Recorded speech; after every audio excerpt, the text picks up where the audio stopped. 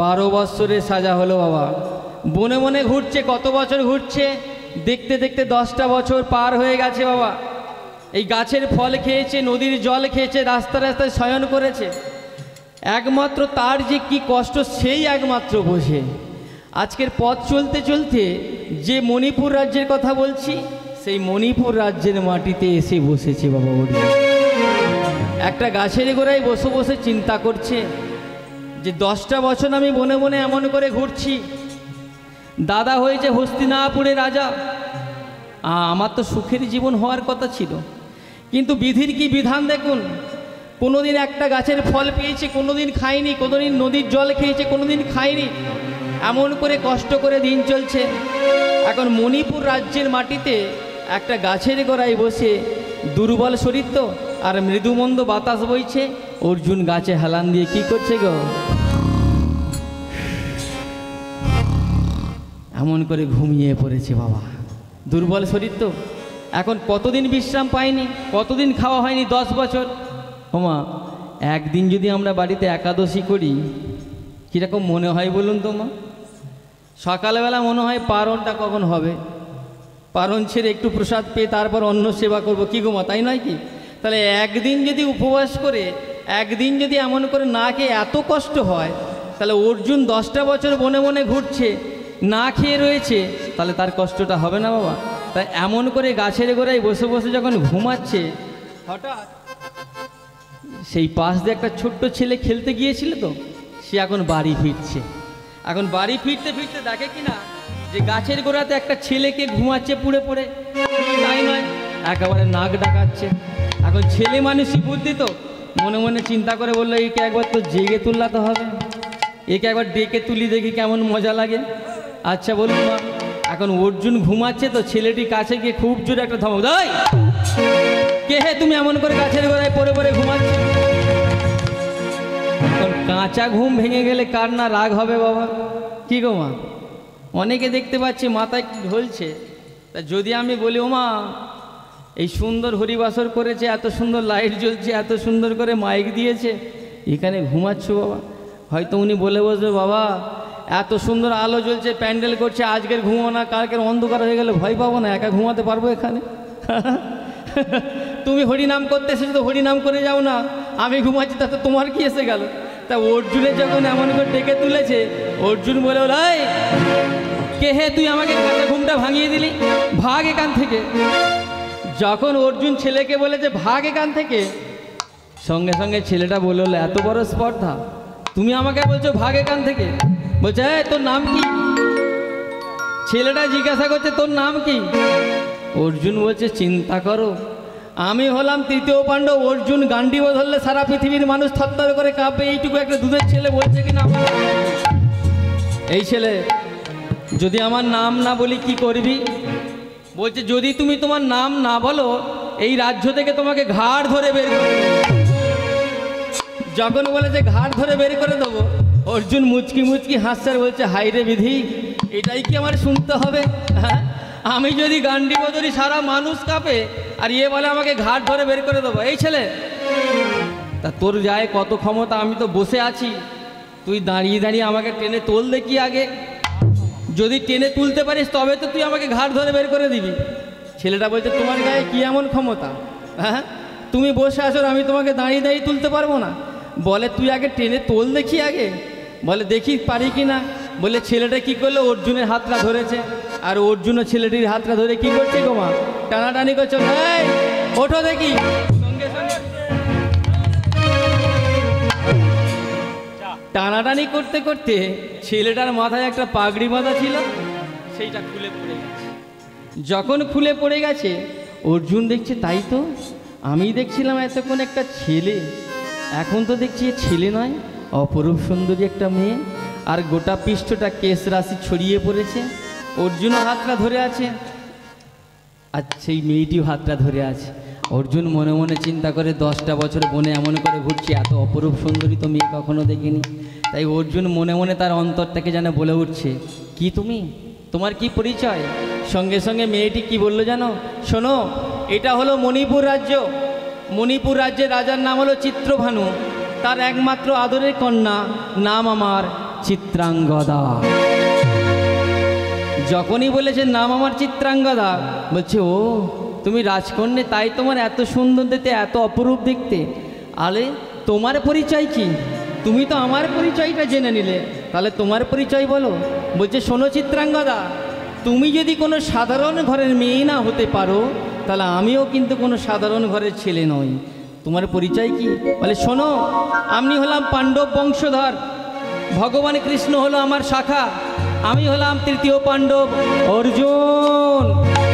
যখনই বলেছেন আমি তৃতীয় পাণ্ডব অর্জুন, চিত্রাঙ্গদা যদিও হাতটা একটু আলগা করে ধরেছিল, চিত্রাঙ্গদার খুব জোরে টাইট করে ধরেছি। কেন বলুন তো মা? না, প্রত্যেক মেয়েরাই চায় আমার বরটা যেন একটু ভালো হয়, একটু রূপবান হয়, একটু গুণবান হয়। কি গো মা? প্রত্যেক মেয়ের এটাই আশা, এটাই কামনা, আমার বরটা যেন একটু ভালো হয়। দেখবেন বাবা, আগেকার দিনে যখন দেখাশোনা হতো, এই মেয়ে পক্ষ বা পাত্রীপক্ষের বাবা কি ভাবতো? না, পাত্রীপক্ষের বাবা ভাবতো একটা বনেদি পরিবার চায়। কি গো বাবা, একটা বনেদি পরিবার আমার মেয়েকে বিয়ে দেবো, যে দেশের মধ্যে যেন জানা যায় যে অমুক পরিবারের ছেলের সঙ্গে বিয়ে হয়েছে গো। আর পাত্রীর মা কি চাইতো? আরে বাবা, আমার পাত্রীপক্ষের মা কি ভাবতো? না, আমার জামাই হবে রোজগেরে চাই বাবা, তবে আমার মেয়ে সুখে থাকবে, শান্তিতে থাকবে। এ তো গেল বাবা মায়ের কথা, কিন্তু যার বিয়ে হবে পাত্রী অর্থাৎ পাত্রীপক্ষের কি চাহিদা থাকতো? ও মা, জামাই যাই পারে হোক, চাকরি করুক আর নাই করুক, ছেলে যেন ময়ূর ছাড়া কার্তিক হতে হবে বাবা। তখনকার দিনে এটাই নিয়ম ছিল। কার্তিক আসছে, বড় হলে বাবা চাইবে গো, হ্যাঁ এমন সুন্দর করে নাও, তুমি নাও। বলছে যে বাবা চাইছে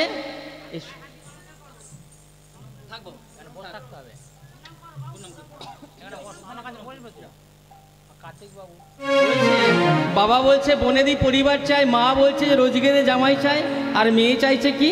ময়ূর ছাড়া কার্তিক। তাই যখন জানতে পারলো এ তৃতীয় পাণ্ডব অর্জুন, সঙ্গে সঙ্গে চিত্রাঙ্গদা মনে মনে চিন্তা করলো এই হলো সেই অর্জুন, যাকে কিনা না দেখে, যার গুণকীর্তন শুনে, যাকে ছোটোবেলা থেকে ভালোবেসেছি, মন প্রাণ সঁপে দিয়েছি, তাহলে এই সেই অর্জুন। হাতটা আরও শক্ত করে ধরে আছে। অর্জুন বলে হলো চিত্রাঙ্গদা, ও চিত্রাঙ্গদা, ও চিত্রাঙ্গদা, হাতটা এবার আমার ছেড়ে দাও। যেই চিত্রাঙ্গদাকে বলেছে হাতটা ছেড়ে দাও, সঙ্গে সঙ্গে চিত্রাঙ্গদা বলছে ইয়ে হাত আর ছাড়া যাবে না। বলে আর হাত ছাড়া যাবে না মানে? বলে এখন থেকে তুমি হয়ে গেলে আমার স্বামী। বলছে দাঁড়াও দাঁড়াও, ও চিত্রাঙ্গদা, তোমার আমার মধ্যে বিবাহ হলো না, তাহলে আমি তোমার মধ্যে স্বামী হলাম কেমন করে? বলছে অর্জুন, তুমি দেখছি কিছুই জানো না শাস্ত্র সম্বন্ধে। তুমি জানো না কোনো পুরনো যুবক কোনো পুরনো যুবতীর যদি হাত ধরে ফেলে, যেটা হলো মহাভারতের পানি গ্রহণ, অর্থাৎ সেই যুবতী সেই যুবককে ছাড়া অন্য কাউকে বিবাহ করতে পারে না। তুমি আমার হাত ধরেছো, আমি তোমায় হাত ধরেছি, সেই সূত্রে আমি হলাম তোমার, তুমি হলে আমার, অর্থাৎ আমি তোমার স্ত্রী, তুমি আমার স্বামী। তাহলে এখন অর্জুন তুমি বলো, আমাকে পরিত্যাগ করে চলে যাওয়াটা কি তোমার ধর্ম হবে? যখন এমন কথা বলেছে চিত্রাঙ্গদা, অর্জুন মনে মনে চিন্তা করছে, প্রভু এতদিন পরে তুমি আমায় মুখ তুলে তাকিয়েছো। 10টা বছর অনাহারে ছিলাম, গাছের ফল খেয়েছি, রাস্তায় রাস্তায় শয়ন করেছি। এখন যদি এই রাজকন্যাকে আমি বিবাহ করি, রাজ সুখে থাকবো, রাজ পালঙ্কে ঘুমাবো, রাজভোগ খাবো, আর দেখতে দেখতে 2 বছর কেটে গেলে যেটা করার সেটা করিয়ে দিয়ে আমি চলে যাব। এই কথা মনে করে বললো চিত্রাঙ্গদা, আর দেরি কেন? এবারে কি করলো গো? সঙ্গে সঙ্গে চিত্রাঙ্গদা একটা বনফুলের মালা গেতে দুজনের মধ্যে বিবাহ বন্ধনে আবদ্ধ হয়ে গেছে। ওমা একবার উলুধ্বনি, উলুধ্বনি, শঙ্করধ্বনি।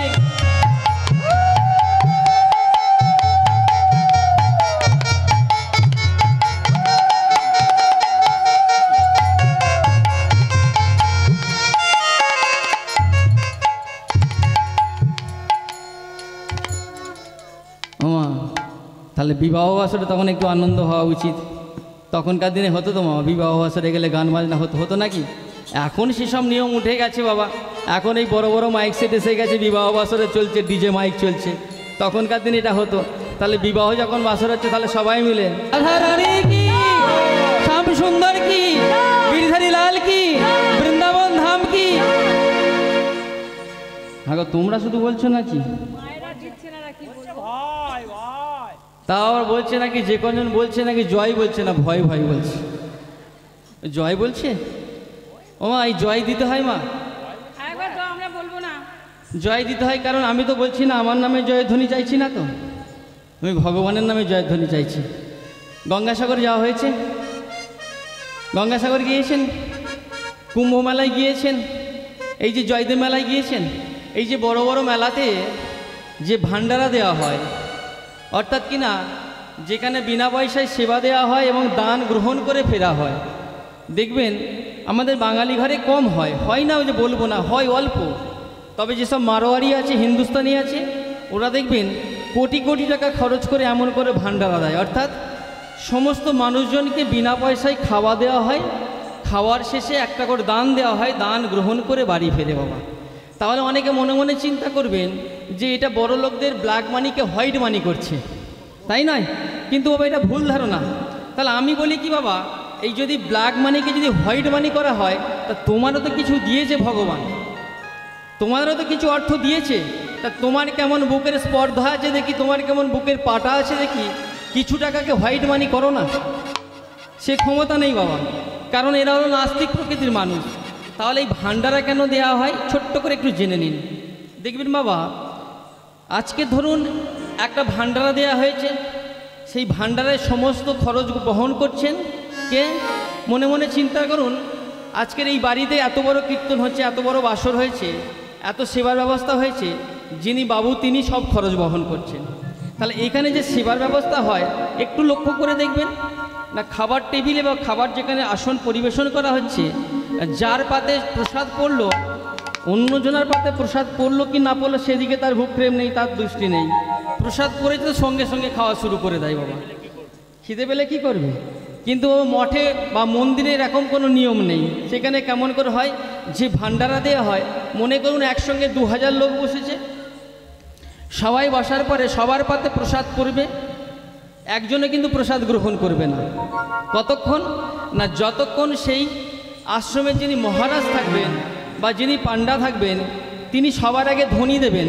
কাদের নামে ধ্বনি দেবেন? সেখানে যে মঠে হচ্ছে, রাধা গোবিন্দ হোক, মায়ের মন্দির হোক, লক্ষ্মীনারায়ণের মন্দির হোক, তার নামে আগে ধ্বনি দেবেন। তারপরে গুরু মহারাজদের নামে ধ্বনি দেবেন, নিজ নিজ গুরুর নামে ধ্বনি দেবেন। সবার শেষে সব কিছু ধ্বনি দেওয়ার শেষে যে আজকের ব্যয়ভার বহন করেছেন,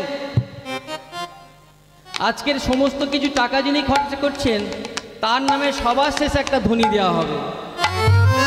আজকের এই সমস্ত কিছু খরচ বহন করছেন তিনি হলেন পান্নালাল ঘোষ বাবু মহাশয়। তাহলে তার নামে যদি জয়ধ্বনি দেওয়া হয়, তাহলে সবাই তো জয় দেবে বাবা, হ্যাঁ কি না? আমাদের সাধারণ মানুষ নাও দিতে পারে, কিন্তু মঠে মন্দিরে দেখবেন যখন জয়ধ্বনি দেবে সবাই এক বাক্যে জয়ধ্বনি দেবে। তাহলে সবার শেষে যখন এই বাবুর নামে জয়ধ্বনি দেওয়া হলো, সবাই এক বাক্যে বলবে জয় হোক, তারপরে কিন্তু প্রসাদ খাওয়া হবে। তাহলে যে হাজার হাজার ভক্তের মধ্যে যদি একজন যদি বাকসিদ্ধ পুরুষ থেকে থাকেন, যার কথার দাম দিতে ভগবানও তার মান রাখতে হবে বাবা। শুধু এইটুকুনি শব্দ শোনার জন্য, এই জয় হোক, এই জয় কথাটা শোনার জন্য এত হাজার হাজার কোটি কোটি টাকা তারা দান করে ভান্ডারা দিচ্ছে বাবা, শুধু এই জয় শব্দটা শোনার জন্য। যদি লাখ মানুষের মধ্যে যদি কোনো ক্রমে যদি একজন বাকসিদ্ধ পুরুষ সেখানে থেকে থাকেন, তিনি যদি একবার বলে ফেলেন যে পান্নালাল বাবুর জয় হোক, স্বয়ং ভগবান এলেও সেখানে রোধ করতে পারবেন না, তার জয় হবেই হবে। তাহলে সবাই যখন যেখানেই আপনি যান না কেন, ভাগবত বাসর, হরিবাসর, সৎসঙ্গ, যেখানেই যাবেন দেখবেন সেখানে জয়ের ধ্বনি দিলেন, সবাইকে জয় দিতে হয় বাবা। চিত্রাঙ্গদার অর্জুনের বিবাহ হলো, মনে আছে তো নাকি? ও, সবাই মনে আছে। বিবাহ হওয়ার পরে এখন স্বামী সেবা করছে চিত্রাঙ্গদা, স্বামী সেবা করে জগৎ সংসার মাঝে সতী নাম নিচ্ছে, আর অর্জুন ভালো মন্দ খাচ্ছে আর দিন গুনছে বাবা। রাজপালঙ্কে শয়ন করছে, রাজভোগ খাচ্ছে আর দিন গুনছে, একদিন দুদিন করে এমন করে দিন গুনছে। দেখতে দেখতে যখন 2 বছর কেটে গেল, যাকে নিয়ে এত আনন্দ করলেন, যার বিবাহতে এত হুলুধ্বনি শঙ্খধ্বনি করলেন না, সেই মেয়েটার জীবনের গতি কি হলো দেখুন বাবা। 2 বছর পরে গভীর রাত্রিতে অর্জুন চিত্রাঙ্গদাকে ডেকে বলছে, চিত্রাঙ্গদা, ও চিত্রাঙ্গদা, বলো স্বামী। চিত্রাঙ্গদা, তুমি আমাকে কতটা ভালোবাসো? বলছে, স্বামী, ভালোবাসা কি কখনো ওজন করে বলা যায়? যে আমি তোমাকে 500 গ্রাম ভালোবাসি কি 1 কিলো ভালোবাসি? ও মা, যে না ভালোবেসেছে সে ভালোবাসার মর্ম বুঝবে কেমন করে? কি গো মা, কোনো যদি যার কোনো সন্তান হয়নি, সে যদি একটা অপর মাকে জিজ্ঞাসা করে, আরে তুই তোর ছেলেকে কতটা ভালোবাসিস, সে কেমন করে বলবে, মা আমি আমার ছেলেকে কতটা ভালোবাসি? বলতে পারবে বাবা? সে বড় জোরে কি বলবে, দেখ তুই যেদিন মা হবি, তোর যখন একদিন আমার মতন একটা ছোট্ট ছেলে হবে, তুই সেই দিন বুঝবি যে মা ছেলেকে কতটা ভালোবাসে। তাই চিত্রাঙ্গদা বলে বললো, স্বামী গো, তুমি আমার ধ্যান, তুমি আমার জ্ঞান, তুমি আমার সর্বস্ব, তুমি ছাড়া এই জগৎ সংসার মাঝে আমি আর কাউকে চিনি না। তাহলে তুমি যদি আমাকে এতই ভালোবাসো, তাহলে এই রাত্রিতে তোমাকে আমি একটা কথা দেবো, তুমি কথাটা রাখতে পারবে? বলছে, স্বামী নির্ভয়ে বলো, তুমি আমাকে নির্ভয়ে বলো কি কথা বলতে চাইছো? অর্জুন বলছে, না চিত্রাঙ্গদা, ওভাবে বললে হবে না। কেমন করে বলতে হবে স্বামী? না, তোমার মাতার স্মৃতির সিঁদুরকে সাক্ষী রেখে প্রতিজ্ঞা করতে হবে, আজকের আমি এই রাত্রিবেলা তোমাকে যে কথা দেবো সেই কথাটা তুমি অক্ষরে অক্ষরে পালন করবে। চিত্রাঙ্গদা মনে মনে চিন্তা করছে, এই স্মৃতির সিঁদুর তো তুমি দিয়েছো স্বামী, এই স্মৃতির সিঁদুরকে সাক্ষী রাখলে যদি তোমার মঙ্গল হয়, যদি তোমার ভালো হয়, স্বামী গো, তোমার দেয়ায় মাতার স্মৃতির সিঁদুরকে আমি সাক্ষী রেখে প্রতিজ্ঞা করলাম, এই রাত্রিকালে তুমি যা আমাকে কথা দেবে তা আমি অক্ষরে অক্ষরে পালন করব। শোনো চিত্রাঙ্গদা, তুমি তোমার মাতার স্মৃতির সিঁদুরকে সাক্ষী রেখে প্রতিজ্ঞা করেছো, 3 সত্যি খেয়েছো, এই প্রতিজ্ঞা কোনোদিন ভ্রষ্ট হতে পারে না। বলো স্বামী, তুমি কি বলতে চাচ্ছ? শোনো, আজকের ভোর হওয়ার সঙ্গে সঙ্গে আমি তোমাকে ছেড়ে, এই মণিপুর রাজ্য ছেড়ে সারা জীবনের মতন চলে যাব, আর এই কথাটা তুমি কোনোদিন কারোর কাছে বলতে পারবে না। আমার স্বামী গো,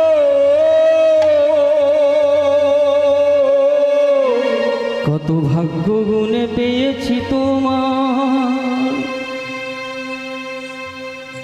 এই জীবন হতে তুমি আমায় বঞ্চিত করো না। স্বামী, এ কথা বলছো কেমন করে? এ কখনো হতে পারে না। তুমি চলে গেলে সমাজে সবাই আমার দিকে আঙুল তুলে বলবে, চিত্রাঙ্গদা তুই তোর স্বামীর ঘর করতে পারলি না, তাই তো তোর স্বামী তোকে ছেড়ে চলে গেছে। কিন্তু শোনো, আমিও এই কথা বলে বোঝাতে পারবো না, যেটা ভুল। আরো 5টা মেয়ের মতো না, আমি আমার স্বামীকে গাঁট ছড়া বেঁধেছিলাম, আমি আমার স্বামীকে ভালোবেসেছিলাম, কিন্তু আমার স্বামী আমাকে ছেড়ে চলে গেছে। বলো না স্বামী, কিসের জন্য যাবে, কেন যাবে? শোনো চিত্রাঙ্গদা, তোমার আগে আমি আরও একজনকে বিবাহ করেছিলাম। স্বামী, হ্যাঁ গো চিত্রাঙ্গদা, হস্তিনাপুরে থাকে। স্বামী, ঝগড়া করবো না, একসাথে থাকবো? বলো না, আমার যদি কোনো অন্যায় হয়ে থাকে, কোনো অপরাধ হয়ে থাকে, তার জন্য তুমি মারো, ধরো, কাটো, সে অধিকার তোমার আছে, কিন্তু আমায় পরিত্যাগ করে চলে যাবে এমন কথা বলছো কেমন করে? কিন্তু চিত্রাঙ্গদা, তুমি একজন নিজ জাতির মেয়ে। স্বামী, বলো না, 2 বছর সংসার করার পরে তুমি আমায় বলছো নিজ জাতের মেয়ে। আমি এতদিন পরে বুঝতে পেরেছি, তুমি তোমার সুখের জন্য, তোমার ছলনা করে তুমি আমাকে বিয়ে করেছিলে, তুমি তোমার নিজের স্বার্থের জন্য আমাকে বিবাহ করেছিলে। না স্বামী, আর আমি তোমায় ধরে রাখবো না। এতদিন পরে আমি বুঝতে পারলাম আমার বড় ভুল হয়ে গেছে গো স্বামী। শোনো, আমার বাবা এই মণিপুর রাজ্যের রাজা, যদি তোমার প্রতারণার কথা, তোমার ছলনার কথা জানতে পারে, তোমাকে জীবিত অবস্থায় পুড়িয়ে মারবে। তাই ভোর হওয়ার আগে তুমি চলে যাও, তোমার মরা মুখটা আমি দেখতে পারবো না স্বামী, তোমার মরা মুখটা আমি দেখতে পারবো না। বেশ, তাই হবে। আজকের অর্জুন বলে হলো, চিত্রাঙ্গদা সারা জীবনের মতন আমি তোমার ছেড়ে চলে যাচ্ছি। চিত্রাঙ্গদা, আর এই কথাটা তুমি কোনোদিন কারোর কাছে কোনোভাবে প্রকাশ করতে পারবে না। বিদায়ী চিত্রাঙ্গদা, বিদায়ী চিত্রাঙ্গদা, বিদায়।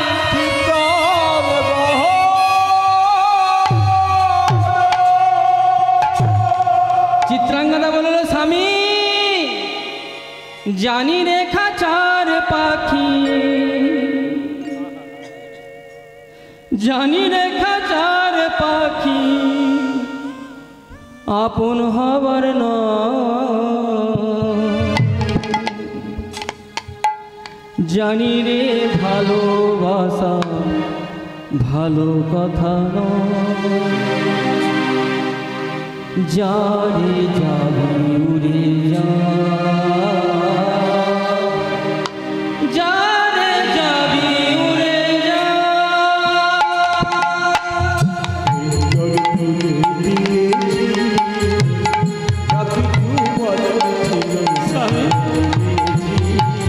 আর আমি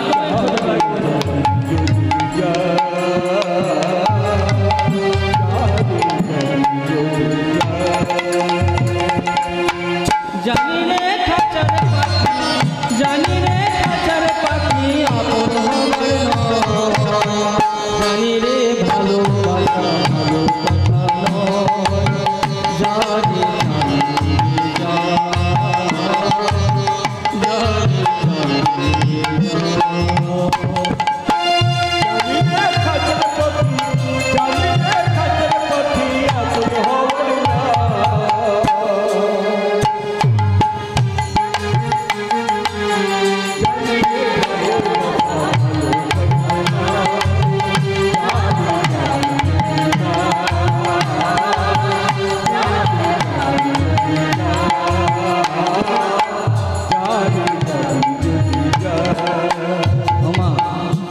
দেখবেন মা, আমরা আনন্দ করে শখ করে অনেক সময় পাখি পুষি বাবা, সুন্দর করে একটা খাঁচা তৈরি করি। খাঁচাটা যদি ভেঙে যায় তাকে কত যত্ন করে আবার দোকান থেকে নতুন খাঁচা এনে দিই, সুন্দর করে বাঁধন দিই, কিন্তু খাঁচার ভেতর যে পাখিটা আছে তার কথা কি একবারও ভেবে দেখেছি? আমরা শুধু খাঁচাটাকে যত্ন করছি বাবা, এই দেহরূপ ভগবান যে খাঁচাটা আমাদেরকে পাঠিয়ে দিয়েছে এটাকে সুন্দর করে যত্ন করে রেখেছি, দামি দামি পোশাক পরে, দামি দামি সুন্দর করে ক্রিম মেখে, কিন্তু আমাদের খাঁচার ভেতর যে প্রাণ পাখিটা আছে তার কথা কোনোদিন ভাবিনি। সে কি চেয়েছে, সে কি ভালোবাসে, তাই বলছে জানি রে খাঁচার পাখি, জানি রে খাঁচার পাখি আপন হবার নয়, জানি রে ভালোবাসা ভালো কথা নয়, যারে যাবি যদি যা, যারে যাবি যদি যা।